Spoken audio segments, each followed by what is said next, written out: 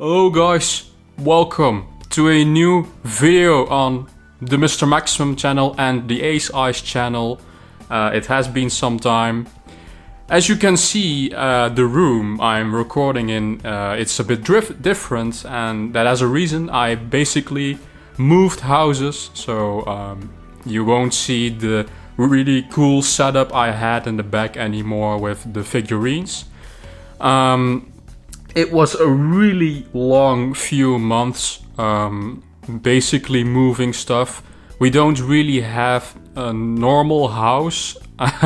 That's all private stuff. I had a pretty big house and a lot of stuff that we needed to move, and that took more time than I thought it would. Because of that, I just couldn't upload for a few months, and basically we are still busy now at the moment, still moving. Well, not moving personal stuff anymore, but a lot of items and stuff in our old house needs to basically be thrown away. But I have moved now with my personal stuff to a new home. It is time yet again for my famous Game of the Year video that I do every year for the 10 people that watch it. Thank you. Thank you. This will also be uploaded to Ace Eyes. I have some really special announcements to make really soon, as in maybe next week or this month. And you guys will like what I have to announce. I can't say anything yet. It's going to be big. That's all I can say. I'm also making a new studio. It has to do with the big plans. I can't spoil anything more, but I will be making a new studio. This is basically my sleeping room that I'm recording in now, and my setup is pretty like scuffed. It's a microphone I have here now in front of me. I have bought a new microphone to record some stuff on a USB microphone, the HyperX-Com, I think it is. Pretty cool microphone with a arm and a pop filter, so I have some new material to work with. There will be some stuff coming soon, as in like this month, or maybe beginning of next month. It's not going to be long anymore. I will be doing a Ace Eyes update with a new podcast as well, talking about what I'm going to do.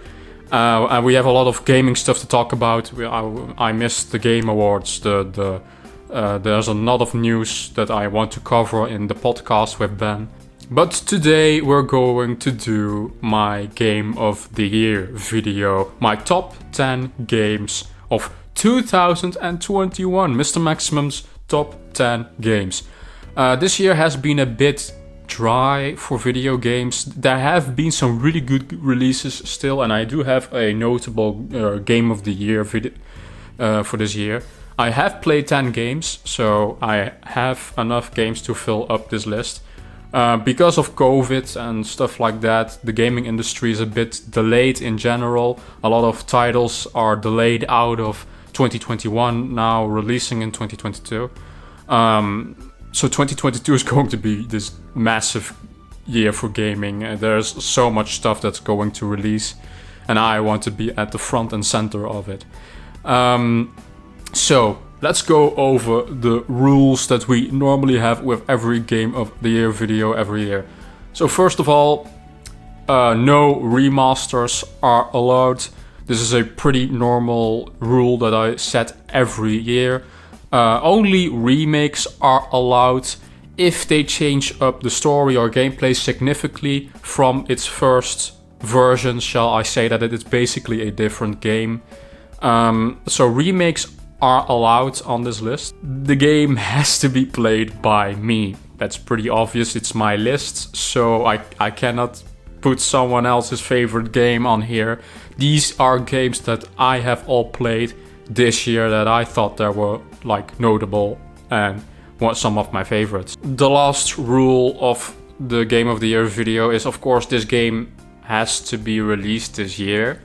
That's a pretty normal rule because it's games of this year and not like 2022. I cannot put Horizon Forbidden West on here. It's not out yet. I cannot put Cyberpunk on here. It has been released in 2020.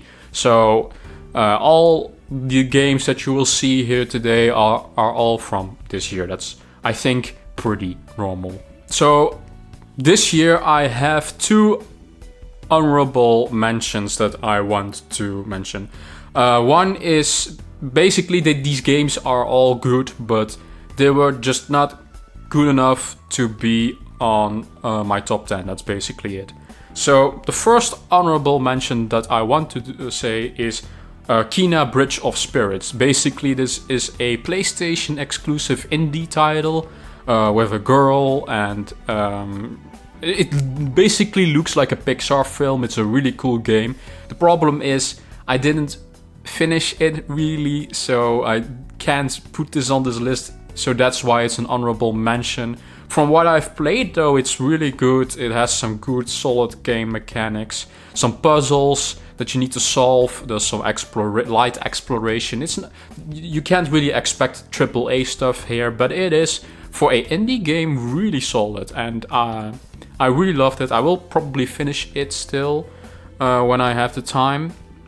I think I wanted to even review this for Ace Ice, but I just did not have the time for all the reviews that I did in a year. So yeah, Kena Bridge of Spirits, it was a really good game. I really enjoyed it, and that's why I put this on the honorable mention list. I think it's like, if I have to put a score on it so far, that I've played like an 8 out of 10 or 8.5 out of 10. And the last honorable mention, there are 2 games that I wanted to mention, is Nier Replicant. Technically, Nier Replicant shouldn't be here because it's a remaster-ish. But the thing is, I've never played Nier, the first one, the first version of Nier. I only got to play Replicant now after Automata, because Automata was so good. I really wanted to play the first one as well. And there's this, it's not really, the thing is with this game, it's not really a remaster. It has more than just being a remaster for it. It has some gameplay improvements. The combat is vastly improved from the original. I really enjoyed the story as well. I don't think it's as good as Automata, but it's still a great game. I did have some problems with it. I did a review for it on Ace Ice, so if you want to see a review for Nier Replicant, you can go to Ace Ice. I will mention Ace Ice in the description so that you can click on it and go to the channel. But I said there basically that the game was a bit repetitive in some areas, and that the pacing was slow because there was a lot of backtracking. That was the biggest problem with Nier Replicant. There was a lot of backtracking that impacted my experience a bit, but it is an older game, so I'm not going to say like 5 points off because of that. No, it's still like an 8.5 I think that I gave Nier Replicant, which is a good score. I really enjoyed my time with it. If you are a Nier fan, go check it out. Well, so those are the honorable mentions. Now let's start with the actual top 10.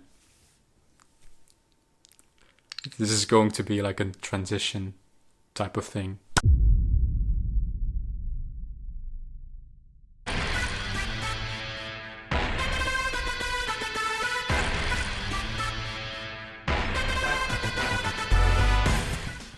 So let's start off with our number 10 pick, which is basically the only game that I haven't finished, which is Neo: The World Ends With You. Oh my god, I'm butchering that.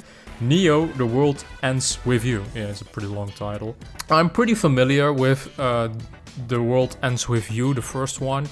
It's a pretty good game. I really liked it. I'm not really in love with it like other Square Enix properties like Final Fantasy or Kingdom Hearts. Neo: The World Ends With You was a pretty good game from what I've played.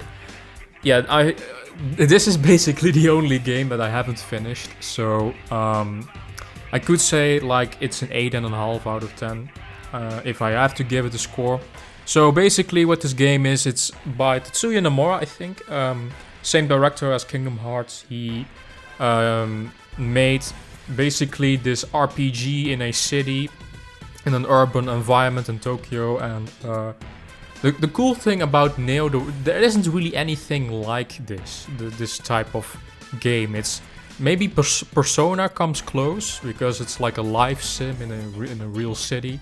Basically, you play as this guy who basically died, and all people around him are also dead, and he's playing this game, and he has to basically win this game to get a second chance at life, which is a pretty interesting narrative plot. I think my biggest gripes with this one in particular is that it does take some gameplay elements from the first one, where you have to talk to the guards in the city that are basically guarding a different area that you have to go through, and you basically have to finish a challenge. So for instance, kill this type of monster and get this type of medal. If you get it, then you can pass through. This is a gameplay design that I think is a little bit old now. That's maybe one of my negatives about this game. Basically, the first Neo, The World Ends With You worked with a medal system, and it was on the DS. So you had these medals and pins that you can use and on your touchscreen, and that's how you would do combat. You tap, like for instance, an enemy, or you would spray on your touchpad, and that would basically do a different kind of attack. And every pin would have a different elemental effect to it. This game is also for PlayStation, so you can't really do the whole touchscreen thing. So they changed it up to a more type of combat system that can also be done on a console. So every button has a specific move. X is like a pin. Triangle is a different pin. Or if you play on Switch, A, B, and X and Y, I suppose. But the left triggers, or I don't know which buttons there were. But every button basically performs a different action in the game, and you have every button is also a different character. You have 4 characters in your group. They are, by the way, all interesting.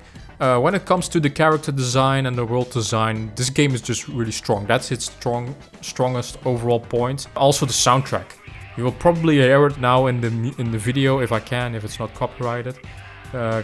You will hear the music. It's really probably one of the best things about Neo: The World Ends With You. It was also in the previous game. It had a really good soundtrack. I have some tracks on my phone that I listened to. Yeah, but this game was really good. I don't think it's Game of the Year by any means, but I think it's one of the strongest games this year. It also has some really good reviews overall from critics and from the audience. So if you like JRPGs, check this one out.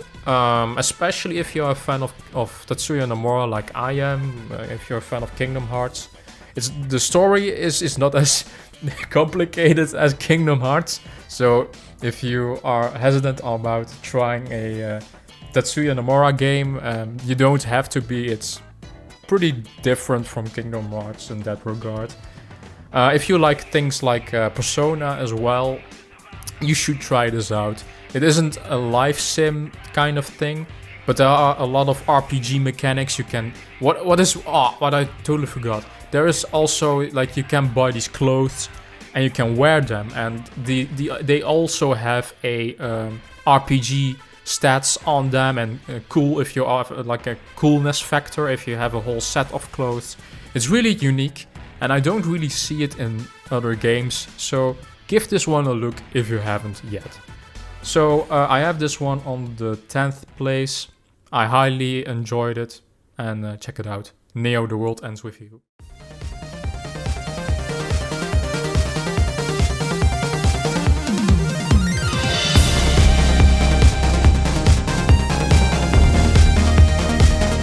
On number 9, I have a little small indie game called Eastward. Now, Eastward was probably my most anticipated indie game this year, and I really liked it. It's not flawless though, I will talk about that, but I do still think a lot of people should try it out. Eastward is basically a pixel art type of game, an action and adventure game, where you are with your like daughter type figure, a la Last of Us, I guess you could say, and you're traveling eastward. I can't really spoil too much of the story. it's in the title, I suppose. Eastward has some really cool graphics that are just that I love. If you love these type of pixel art games, you will enjoy Eastward a lot. I think where Eastward falters a bit is with its story. It has some really colorful characters, and that's what why I like the game a lot. But there are some story plot threads that are not really that great, especially in the ending. Aside from that, this game is really solid. The gameplay is probably the best part about it. You basically have is it Joey or Joel? I don't know. I don't know if it's also Joel. I think it's Last of Us Joel. I'm now like getting these two mixed up. But he also had like a name like Joe or something. Anyway, so he has his frying pan and he uses the frying pan as his weapon. It's pretty funny. But you have this switch mechanic that they use in the game, where you can switch between Joe and the daughter figure Sam. And Sam can basically use these special powers. She's pretty important to the story. I can't really spoil what her powers are, but she has basically special powers, and you can switch between the two in combat immediately, or you can use the two for different kinds of puzzles in the world that you need to solve. So you have like this duality where you need to switch constantly between the two characters, and one character is beating a enemy and the other character is solving a puzzle somewhere, you know, or you are placing a bomb with one character on a tile on a platform, and the other character has to let the bomb explode on the other side. You have this like switching mechanic, which is really cool. Aside from that, the world building is also pretty well done. If they would have focused a bit more on the storytelling at the end of the game, this would have been one of the best indie games ever made. But they've let the ball drop a bit with that. There's also a really cool mini game in the where you play this traditional turn-based JRPG. That was also really cool. I love if video games can have these like interesting mini games that adds to the value package. The soundtrack here is pretty amazing. That's also why I kept playing, and I have some songs on my phone as well. I do highly recommend that you check out Eastward if you are a indie fan of indie games. Support these developers because they've made a pretty cool game in my opinion. So Eastward for me is on the number 9 spot. I will probably give it like an 8 out of 10 to 8.5, the same as Neo The World Ends With You. You can play it almost on every platform, I think, on PC, Switch. Switch is a pretty cool place to play it on. Maybe even PlayStation and Xbox, but I'm not sure of that.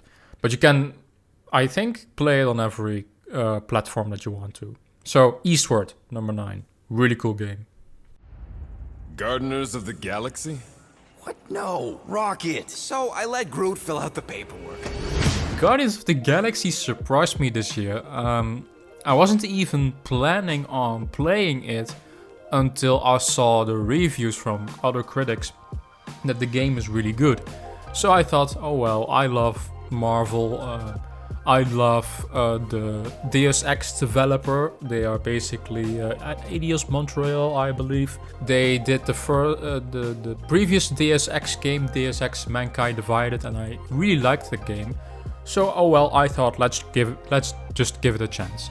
Let's see what it is. And I was really surprised that it is a pretty good single player game.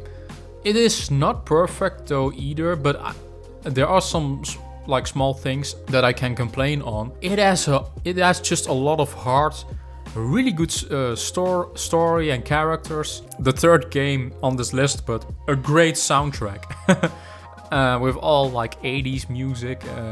So if you're into that type of stuff, you will enjoy this game. What this game does just really well is the characters.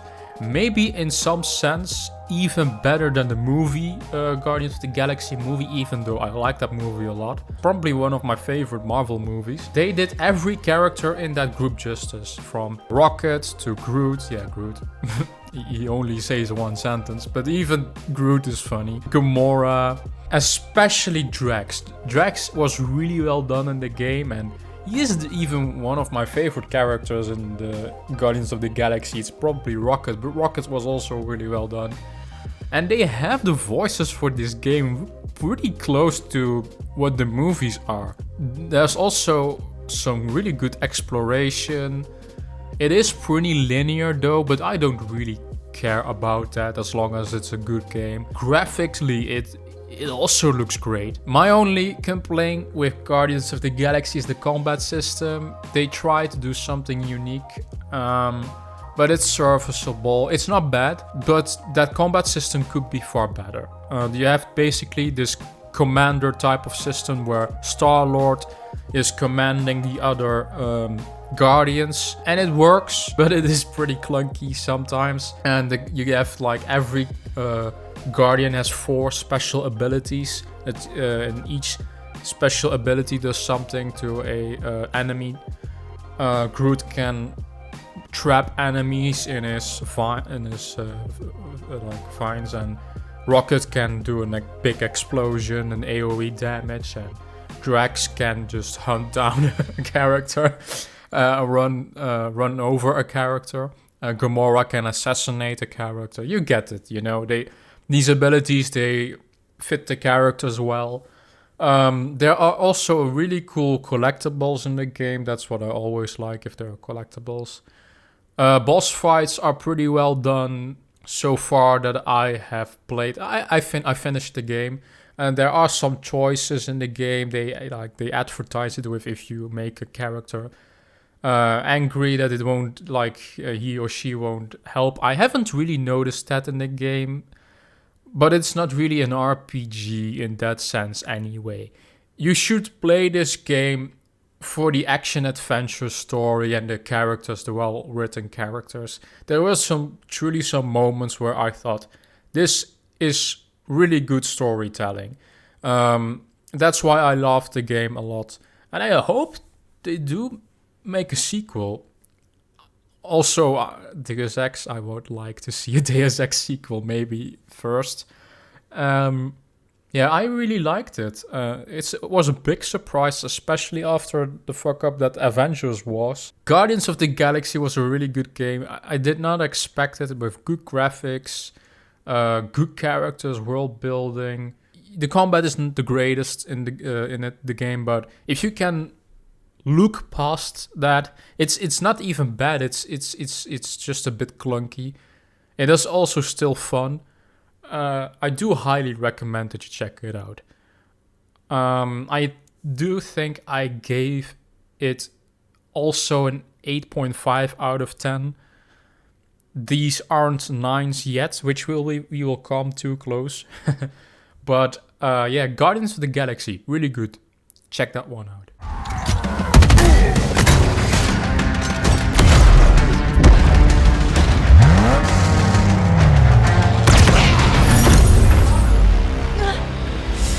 What happened?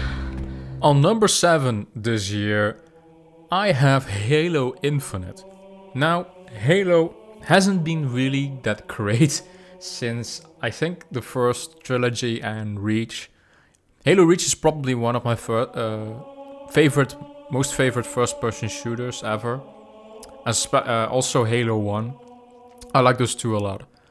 But Halo 5 was a disappointment, if I can say so. And they went with a story direction that was just weird. The gameplay was pretty good, but there were almost no boss fights in Halo 5, which was pretty stupid. And Halo Infinite this year is really a big step up from their last game. They made everything open world. Now, I don't know if open world is such a good direction for Halo, but I did like it. They give you a lot of little side quests you can do, and you can get special versions of weapons if you complete certain side quests. It plays really good, especially on the Xbox Series X. I have the Series X. I don't have any experience with the Xbox One version, but the Series X version is really good. I got it through Game Pass. Story-wise, it's far better than the previous one. They treat Master Chief as a dad now. Well, as in he's far more mature. He plays a parenting role with the weapon, basically the one who's replacing Cortana, the AI who's replacing Cortana. She is also really good. I think she's even better than Cortana in my opinion. She's far more snarky and funny. Well, snarky, that's the wrong word. She's far more funny and I think, in my opinion, a better character. She makes like these sarcastic jokes and stuff like that. And that banter with Chief and her, that's really, I think, the best thing about the game. Gameplay is just solid. The grappling hook in that game is a amazing new addition, and it gives so much verticality to the levels and the gameplay. The AI is still really strong in Halo. A lot of games tend to fall when it comes to the AI, but Halo has always had this really good AI and dodging and flanking you. Yeah, and all the weapons that are in that game, it's just pure fun. Halo Infinite, it wasn't a masterpiece by any means, but I do think this is a really good step in the good direction for the Halo franchise, as well as Xbox. I was really negative about Xbox years ago when I made that video on my MrMaximum channel 5 years after Xbox One, and I was ranting, and that's still valid because there were just no good exclusives. But Xbox is finally getting back, turning things around, and Halo Infinite is a good step in the right direction. They've bought new studios, and I'm just happy with that. They are spending more money for their exclusives as well. And Halo Infinite shows that. Multiplayer, this is the first time in my life that I like Halo multiplayer. I will say I've never really dabbled in it in previous titles, but this multiplayer was really fun, even though it has some progression issues.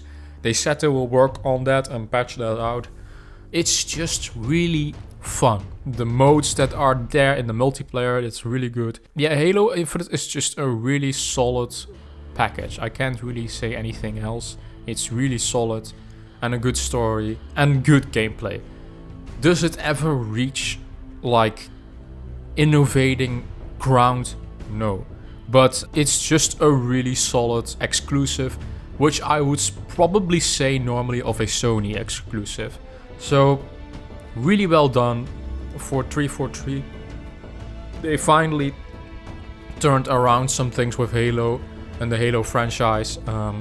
They finally took some notes also from older Halo titles, like especially Halo 1. You get those Halo 1 feels in Infinite. One of my biggest complaints with Halo Infinite is the lack of diversity in the world. It's all looking a bit the same, and it's just on the Zeta ring. I would have wished for a more variety in the open world space, because if you play for hours and hours, you will see the same environments and the same green grass and all those trees. So that's a bit disappointing. I would have liked a snow level or maybe a desert type of area, like a little bit more variety in the world space, shall I say, and the design from for the open world. But yeah, Halo Infinite is really solid. I really liked it. I think I gave it a 9 out of 10, which is maybe seems low for a Halo title, because most of these the old Halo games, they got 10 out of 10s and also 9s. But compared to Halo 4 and Halo 5, this is better. Just really a lot better. Yeah, check it out. Check Halo Infinite out. It's a really good game, especially if you have Game Pass. And it's also now on PC. So good game, and I can't wait also for a sequel or DLC or something like that. One more thing, I forgot to mention the villain. In Halo Infinite is not that great. He is a bit cookie cutter. He's a cookie cutter villain with not really a lot of... he has these ambitions and he talks, but he doesn't have a good archetype. He doesn't have a good real backstory to go on. I found him not really that interesting. That's also probably a negative I have with Halo Infinite. So it's the lack of diversity in the world, and the villain were disappointments. But the rest, the story and the characters, really well done. Probably been a long time since you've had a visitor. I hope you don't mind pop-ins.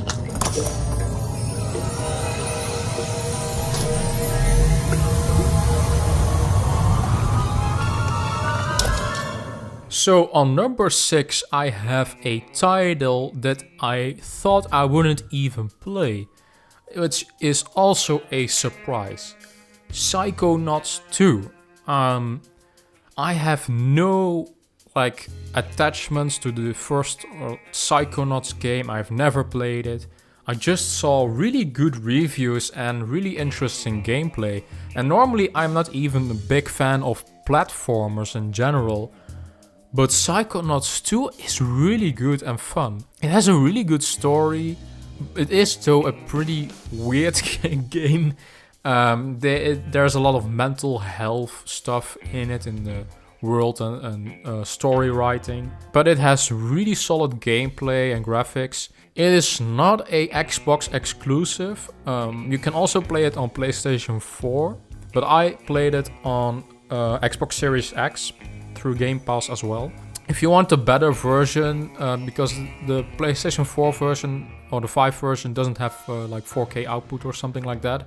So if you want to play this in the highest resolution that you can and with the best experience, you should play it on Xbox. Double Fine is also not really a studio that I am really familiar with, and also the creator, I don't know what his name is, but he's pretty famous in the gaming industry. Psychonauts was always a cult classic, and now I see why, now that I've played the second one. And what is so great about Psychonauts 2 is its level design. Level design is fun, innovative, and it's not really it's not that there are multiple paths to your target or something, or to complete a level, but what I, for instance, really love about Kingdom Hearts is the variety. That is something what Psychonauts 2 also does really well. One world you are in a hospital, but that hospital is a casino. And all the nurses are dealers and stuff like that. It's just really thought out of. It's unique. The gameplay next to that is just really fun. Story-wise, it's also not that bad. I don't think it's the best story I've ever played. When it comes to just level design and world building, this game is really cool. My only problem I had with Psychonauts 2 was basically how they had this power system with different kinds of abilities. The abilities themselves are really good, but you have to basically map them to different buttons if you want to use them. So you have 8 or 9 abilities. I think I could be wrong, but something like that. And you only have 4 buttons for the shoulder buttons and the triggers. So you have to map them individually to a button. I hate it when I map a specific power to a specific button. For instance, the left trigger. I'm mapping telekinesis with my left bumper or my left trigger. That was my PC. But then if I need another power that is not mapped, I need to switch it out. But you have the freedom basically to switch them to any button, but I don't like that. And then I switch wrong, and the thing is, gaming for me is with muscle memory, and then I press something wrong and I have the wrong ability. That was annoying for me. I would have liked them just to see, to have these like, or have a scroll wheel that you hold the RB button or LB button, the shoulder buttons, and that you can scroll through the abilities. That would have been better than mapping using all 4 of the buttons, and you can switch all of them. That doesn't really work for me. So that's my only negative complaint I have for Psychonauts 2. Yeah, the level design in that game is just great and fun. Psychonauts 2, it wasn't really a game that I thought I would play, and I'm really glad that I did. Double Fine has really some talent, and they got bought by Xbox, so I hope that they will do a sequel for Psychonauts 2, Psychonauts 3. That would also be a really good system seller for Xbox, having this platformer. I really loved it. I think I gave it a 9 out of 10 as well. Was a really good game. I think it's also got nominated for the Game Awards, so I don't know if it won anything. Maybe best kids game or like child friendly, but I'm not sure even if that they got nominated for that. That might be It Takes Two, but I don't know. Psychonauts 2 is just really great. Check it out if you have Xbox Game Pass or own an Xbox. If you like platformers, check out Psychonauts 2. I really liked it. Someone plots to lure you into a disastrous fate. So on number 5, I have actually a game that I haven't really seen anywhere else. Persona 5 Strikers. I do have a big attachment to Persona 5, so that's already a plus. But this game is just really good. It has still a really good story for a Strikers, like the Dynasty Warriors. That's like the developer Koei Tecmo that did Persona 5 Strikers. It has a really good story for a Koei Tecmo title, because Atlus, I think, helped them with the story. And the gameplay, the combat system is also really good. It is maybe a bit hectic sometimes. I really had to learn some stuff through trial and error and dying, especially in the first level. But when I was at the end of the game, I was mastering the combat system. So Persona 5 Strikers is basically a sequel to Persona 5, not Royal, but the first Persona 5. They go on this road trip together through Japan, and they see different cities. It's pretty linear. It's more linear than Persona 5 was. Persona 5 was also linear. But in Persona 5 you had the freedom to explore in the city before you would go. And you can still explore, but that has been reduced a bit to a minimum because they are going through different towns to keep it basically fresh. Yeah, I really enjoyed Persona 5 Strikers, and I'm surprised that not a lot of other reviewers had it somewhere in their Game of the Year mentioning. I will say that it's not a masterpiece by any means. I do think it was a really solid title. The soundtrack, again, this is again a game on my list with a really good soundtrack. There are more games here that have some good soundtracks that I'm surprised by. Persona 5, the original, also had a really good soundtrack. And they took old songs from Persona 5 and remixed them to a really cool version. But they also have new songs, especially one is called Counter-Strike from I don't think it's the final boss, but one of the later bosses in the game. That song is so good. It's really if you know the soundtrack of Persona 5, River in the Desert, it's really reminiscent to that one. It's one of my favorite boss fight music soundtracks in any video game. I really love that. There are some story moments in that game that are really dark. The characters of the cast of Persona 5, my only complaint could be that the characters don't really get explored too much further. But what can you expect after Persona 5?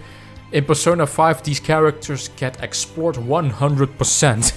So there isn't really any exploring to do in the sequel to those characters, because you just know them like 100%. There isn't really a lot of that you can explore with these characters that you already love and know. But they have some new characters, and these characters are also pretty good. Yeah, the detective character, I think, I don't know if he works just at the police department or that he is a detective, but he's was a really good character. The combat system, yeah, it's basically, they took the Koei Tecmo fast pace with a lot of combos, combat system with a lot of foes at once at screen, and they did this really cool thing that you can use your persona powers that you normally use in turn-based combat, but they integrated that in a action combat where you can do this Final Fantasy VII remake like pausing thing, and you can use for instance an electric type move on a water enemy and it does more damage, like that type of stuff.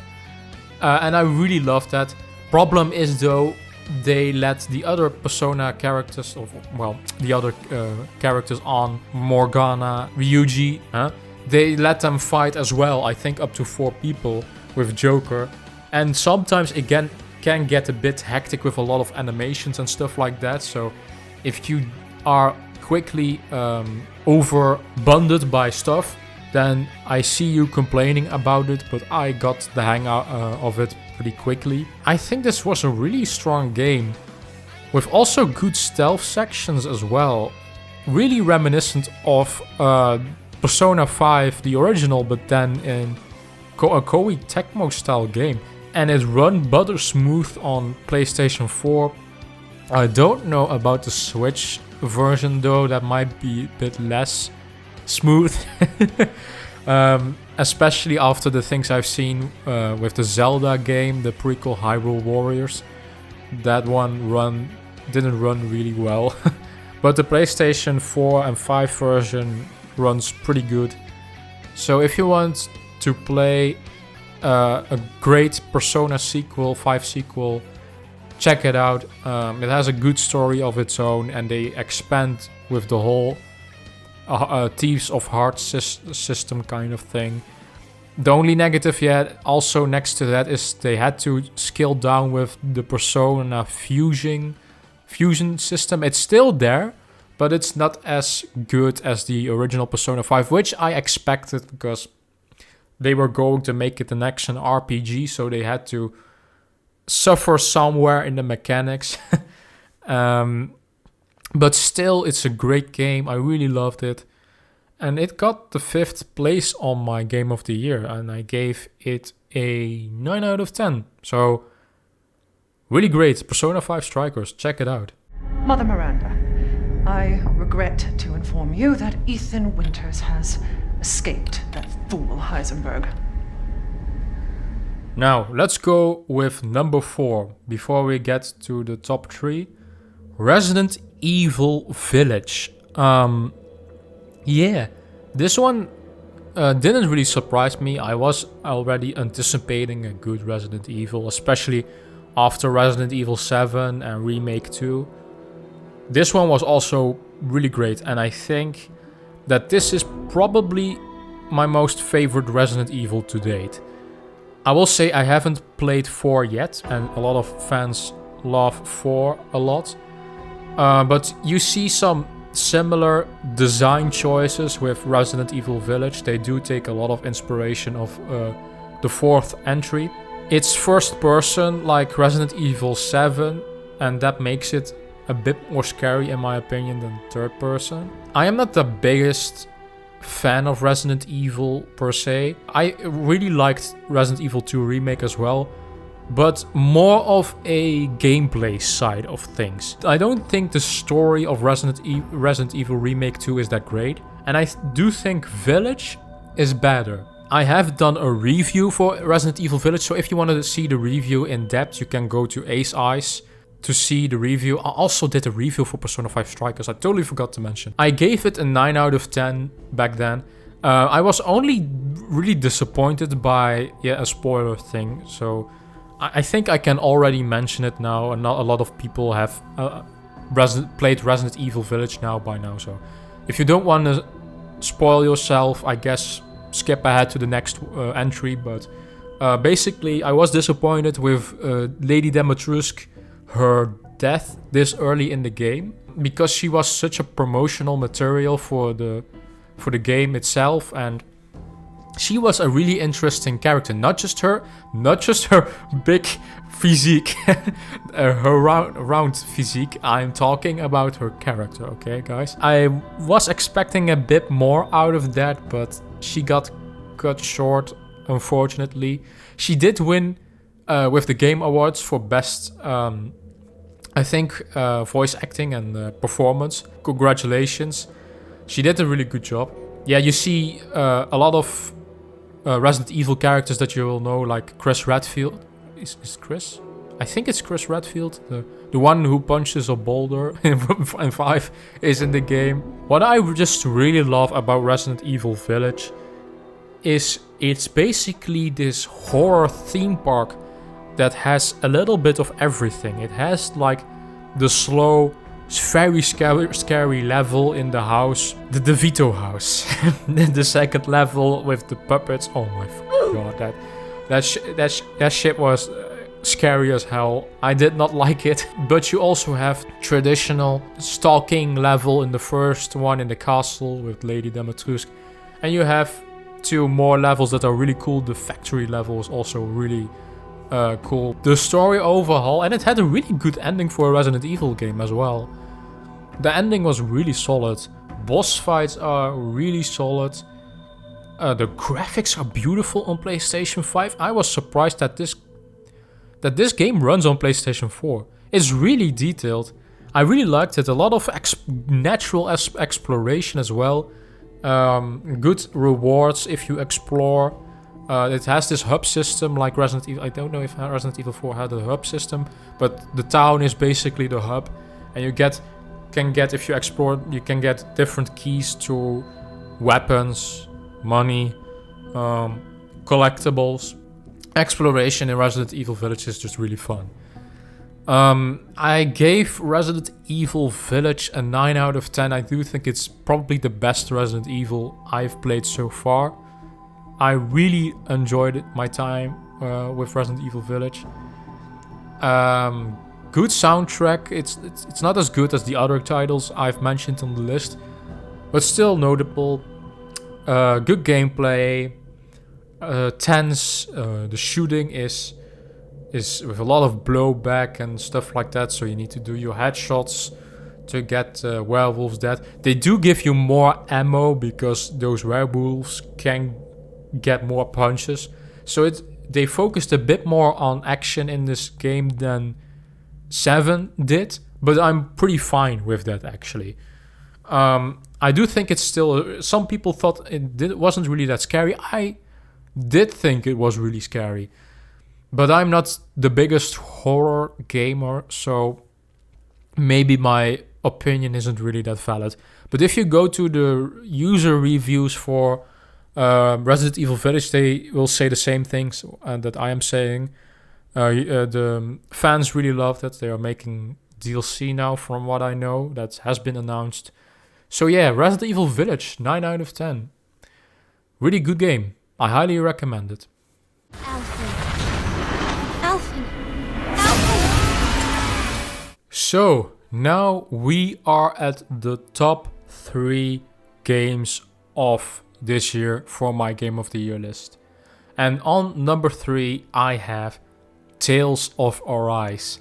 I am a new fan on the Tales games. I only played Vesperia. I have bought some other ones though, like Berseria and Symphonia, I think.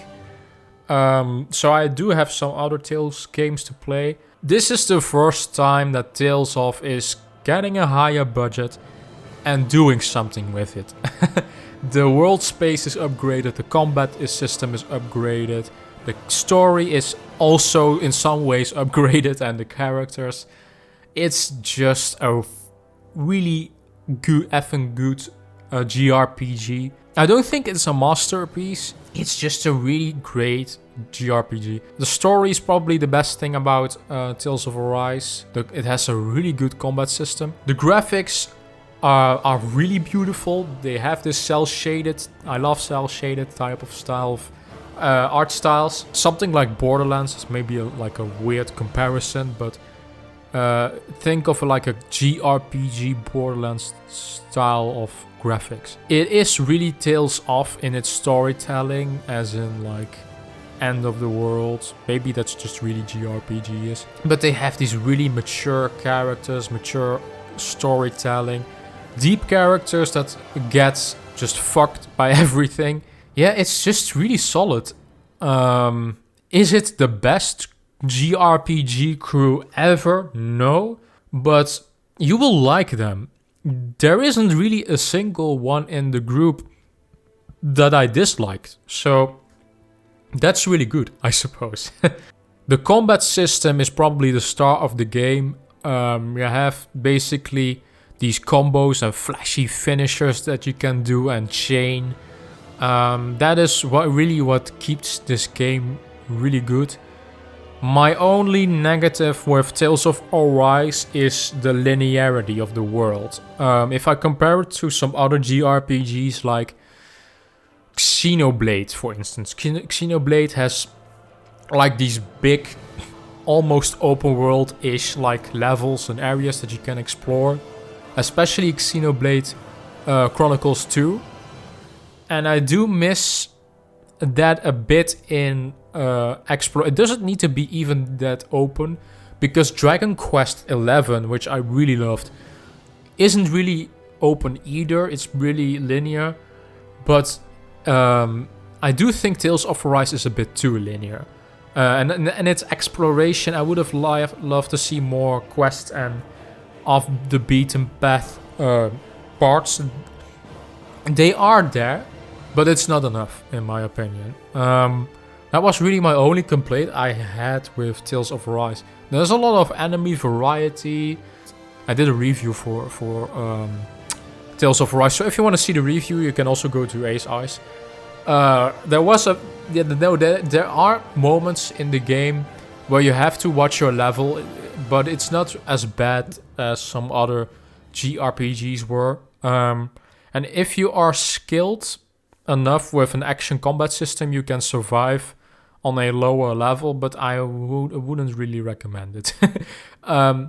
There is a little bit of grinding, but it is really to a minimum. It wasn't as bad as Yakuza Like a Dragon, and I really loved Yakuza Like a Dragon, but that had more grinding than Tales of Arise did.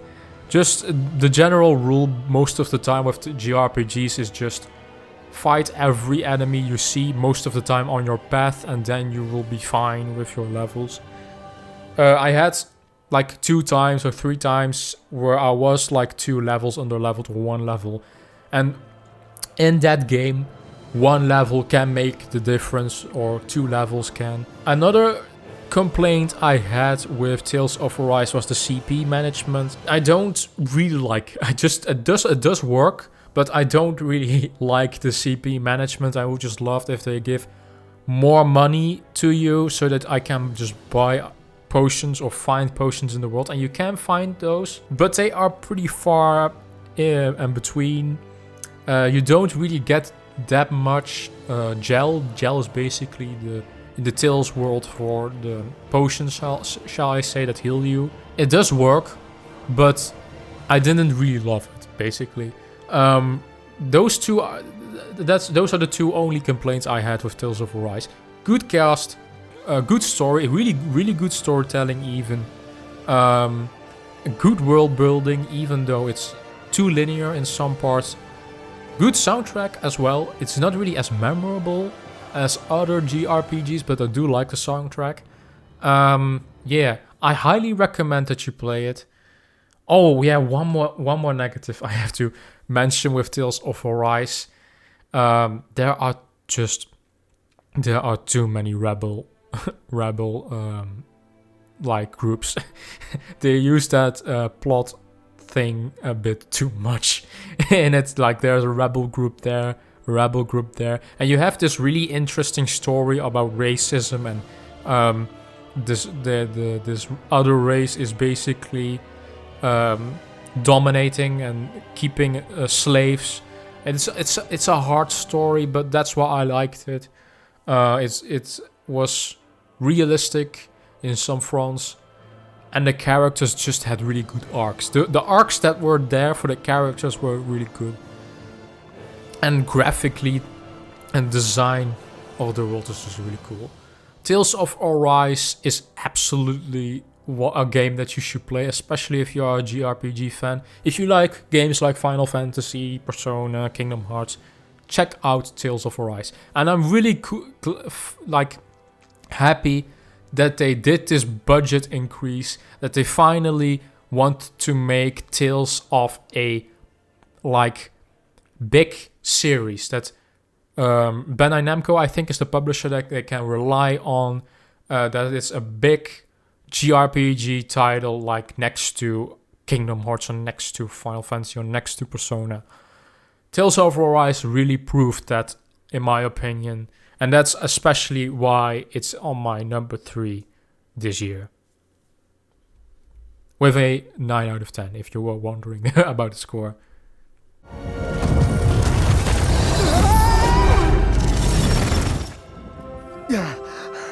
You alright back there? No way. Now, we come to our second place, and this is for the first bombshell PlayStation 5 title exclusive, Ratchet & Clank Rift Apart. Yet again, I am not the biggest platformer fan, but this game was I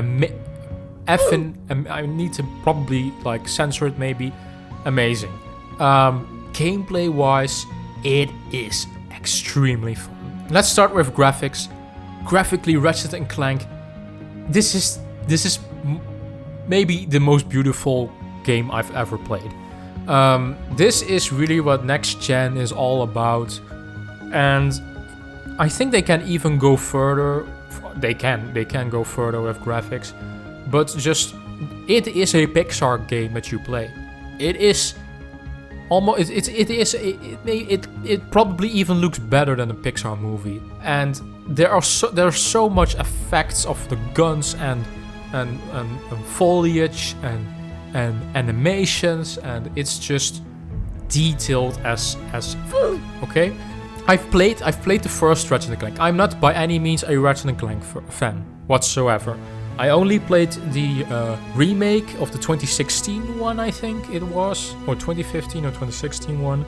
I liked it. I don't think it was really the best game ever, but I did like it.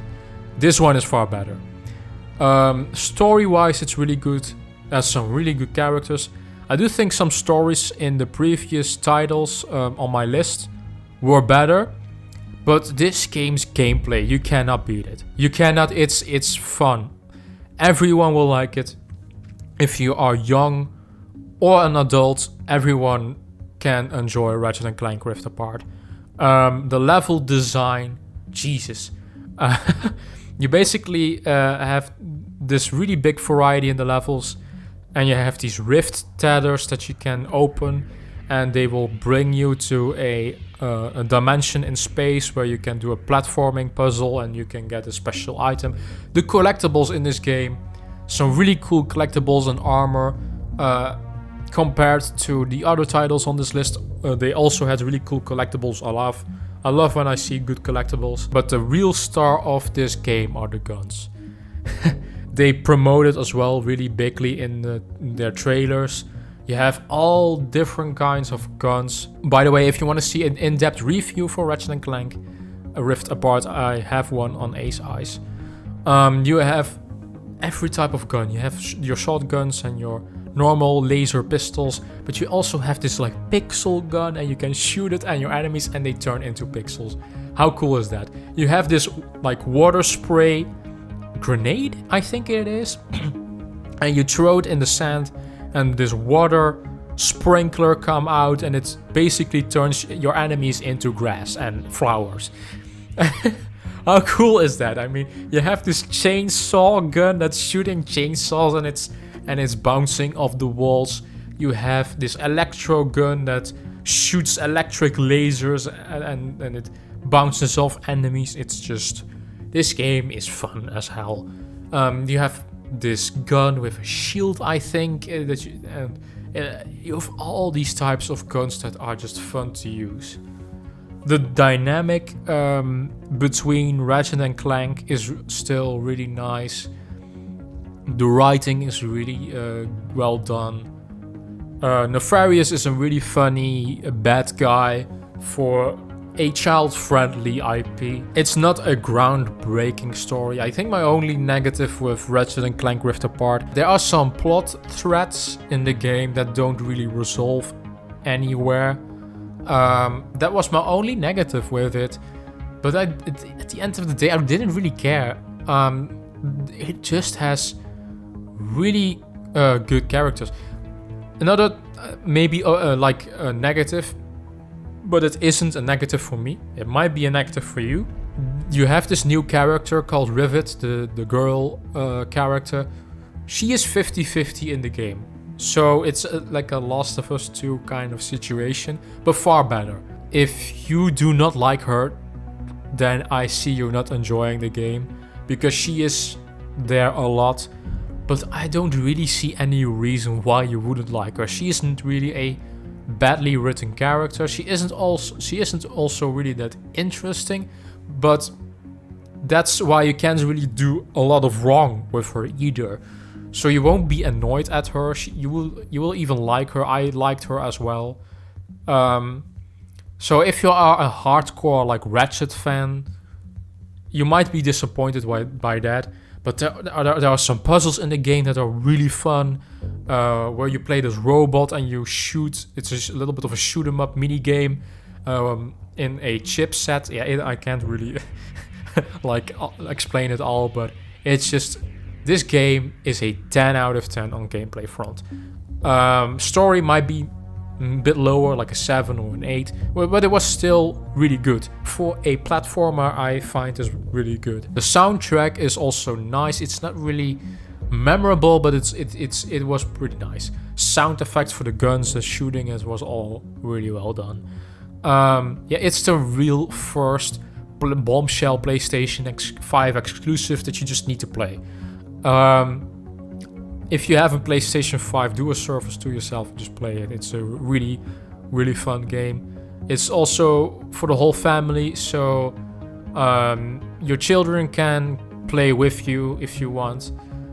It was also nominated at the Game Awards. I don't think it won anything, which I am sad by. I don't know for sure though. I don't know if it won anything.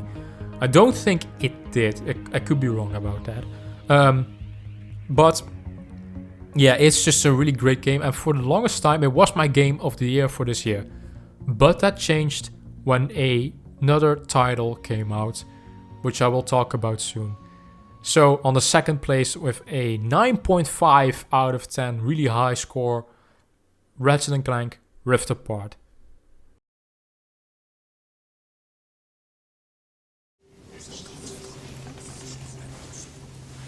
Your Honor, in a warehouse, about 3 days ago, a body turned up in Yokohama. Oh, maybe you hadn't heard that. What? What the hell? What is he talking about? I don't know. I'll take that as a no. In that case, make sure you pass this along to the Kanagawa police. They'll want to know that the body belongs to a guy named Hiro Mikoshiba. 4 years ago, this man took my son from me by driving him to commit suicide. He deserved to die 1,000 times. And now, my game of the year, MrMaximum's game of the year is a game I did not really thought of I would give a game of the year, but I did. And it's finally time, because this franchise deserved it.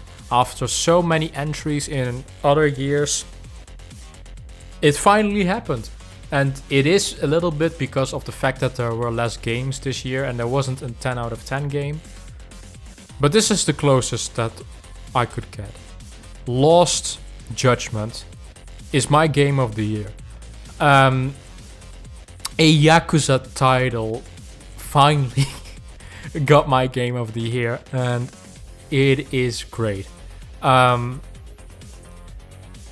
am really surprised that I don't see Lost Judgment anywhere on any game of the year list so far that I've seen. It is criminal. Yeah, it is really criminal. I'm sorry. This game is just a fucking amazing package for $60. It is well spent. It has an absolutely masterful story and so much gameplay for your money. Not all the gameplay in it is great, or not all of it is a masterpiece, but it is so much worth for your money. I am also a big Yakuza fanboy, so for me this wasn't really that hard to put it here. Lost Judgment, if you don't know, is basically a spin-off title of the Yakuza games. More people need to play the series. There are still too many people sleeping on Yakuza and the Yakuza games. And no mention anywhere on the Game Awards for Lost Judgment. No mention for Best Narrative, which I find criminal as hell. This narrative in the game is great. It's probably one of my favorites, and every Yakuza I don't know how they put this off every time. They have a solid story. There might be a Yakuza title that you like less. For me it's Yakuza 3. But still, Yakuza 3 is a good game. Every game, this studio, RGG Studios, I want to congratulate them. This studio is consistent. And that is very rare these days. There's always like this game got delayed and it's a piece of shit when it releases, and it has so many bugs or it disappoints at some front. Look at the big titles, at the Call of Duties and your Battlefields and your Assassin's Creed and stuff like that. This studio is consistent, this Japanese studio. Every release, they are great games. I stand by that. And Lost Judgment, I will tell you why it's so great. Graphically, this game isn't really that noteworthy. It looks the same like the previous Yakuza titles for the PlayStation 4 and the first Judgment. By the way, I have a review for Lost Judgment. If you really are interested in this game and my game of the year, go to Ace Ice, there's a review for Lost Judgment where I give the same praises. It's not the graphics really that make this game. Even though it has some really cool details, always these worlds in Yakuza, the cities in Kamurocho and Sotenbori, they are so detailed, and the billboards with the lighting and the NPCs roaming the streets, the sounds that you hear of cars. And now with this next gen version in the PlayStation 5, even though it's a cross-gen game, you have smoke effects, ray tracing effects in the I don't know if it has ray tracing though, but there is like a ray tracing-esque effect in the water puddles and stuff like that. It just looks damn good. And the character models look damn good. There is though a difference between NPCs and main characters, you will see that. But I don't care. I just don't care. This game on other fronts is just amazing. The story in Lost Judgment, it's mature. They tackle taboos in Japan like bullying, suicide, and these hit home with me hard. I loved every single moment of it. I love the characters. There are some new characters in this game that you will like a lot. You have, I will spoil a bit, as in you have this philosophical like question of which judgment is right. You know, you have the extreme version of it that doesn't that isn't bound by the law, and then you have Yagami's side, the main character, who is bound by the law and he believes in the law, but there are flaws with the law, and that's what Lost Judgment shows. In it's a critique on our law system and our justice system, and they do such a good job with this story. And I couldn't find any plot hole. It's all explained. I thought like, now I have you. This is like a plot hole. It wasn't. It was explained later in some way. If you love detective story or criminal stories, or if you just like Japanese games, or if you like Yakuza titles, play this. Please play this. It deserves more attention. They've upgraded stuff from the previous games. One of the complaints in the first Judgment was that some of the side quests were repetitive with the following stuff. They reduced that. They introduced the school story stuff, and you can do different kinds of mini games. Yet again, Yakuza is always with its mini games. It has this whole management mini game that I have no patience for. I don't know if it's in this one though, in the Lost Judgment one. Could have been just Yakuza Like a Dragon. I know Like a Dragon has it. Don't know if Judgment has it. But some mini games from the first Judgment return. The drone racing, skateboarding. They add the skateboard feature. I don't know who thought of this at Ryuga Studio. Give this man a race. You can get in the city far faster with the skateboard, and I loved it. You have the drone racing, but you have also the mini kart racing. You have all these Sega games.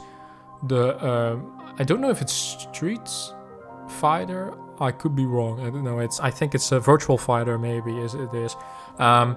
You can play these classic old Sega games in a game. It's a game in a game. Lost Judgment. They added a new fighting style. The combat system in Lost Judgment, it evolves from the first game. The first game already had a great combat system. If you know Yakuza, they always have great combat systems, and this one doesn't disappoint either. They add a new style, the snake style, and it's a really cool style. You can parry other people, their guns, and you can take them away, or you can parry their moves. Yeah, it's just, this game is great. It's Lost Judgment. It just shouldn't be slept upon. It has a great 10 plus story. It has so much gameplay, even though I have some flaws. Not every game is perfect. My biggest complaint with Lost Judgment is the controls, and the parkour system is clunky. But the parkour system, you don't really use it that much, so it doesn't really care. You don't really care at the end of the day. It doesn't hurt the pacing whatsoever. The pacing is really fluent. Some of the side quests, all the side quests in the Yakuza titles are unique. Not all of them have a great reward. One side quest in this game lets you hunt down a UFO, and you have to go to different points in the map and talk with different people. Hey, I've seen a UFO. And I mean, it's a crazy side quest. And then at the end of the side quest, there is a real UFO appearing. And I mean, it pokes fun. This studio always pokes fun at storytelling. And it's this really serious drama crime story in the main story, but in the side quests, it's just Yakuza. If you know Yakuza, then you know Lost Judgment. And Lost Judgment is from the other side of the law. You are the detective. He's also a ace attorney. An attorney. Yeah, it's just a really great game with a good story. The first Judgment was also really great and a great boss. It has great boss battles. It has a great soundtrack. Everyone should play Lost Judgment, at least try it. I gave the first Judgment a 9.5 out of 10, really high, and this one is also a 9.5 out of 10. It's not a masterpiece, it doesn't try to innovate, but it doesn't need to. It's just damn fun, damn good, and it's my game of the year. So I'm just really glad that Yakuza title won my game of the year finally. I will tell you this. There isn't any Yakuza title that I gave below a 9. Any. Even the one that I liked the least, which is Yakuza 3, I think, that still got a 9 out of 10 from me. That maybe I am a bit of a Yakuza fanboy, but people just try these games out. I beg you. There aren't still a lot of people playing it. More people need to play this series because it's great. So, Lost Judgment is my game of the year with an amazing story. It was basically between Ratchet & Clank and Lost Judgment. They had the same score. Am I going for 10 out of 10 gameplay and 7 out of 10 story? Or am I going for 10 out of 10 story and more like an 8.5 out of 10 gameplay?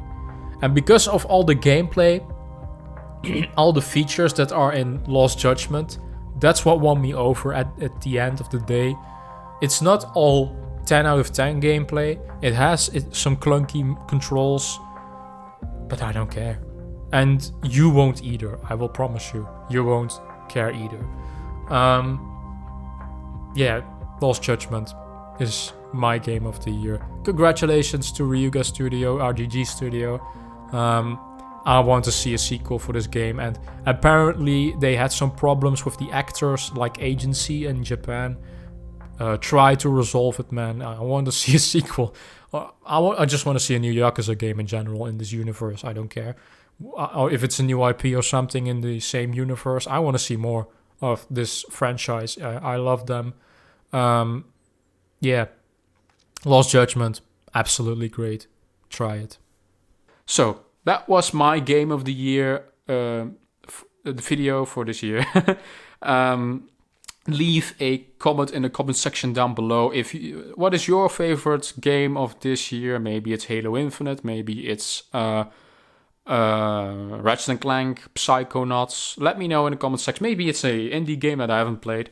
Let me know in the comment section down below. We can discuss about it. Like my video, that would be really cool. And subscribe. Also check out Ace Ice. And check out my new project that I have soon. So that's going to be really interesting. Yeah. I'll see you guys in the next video. Bye!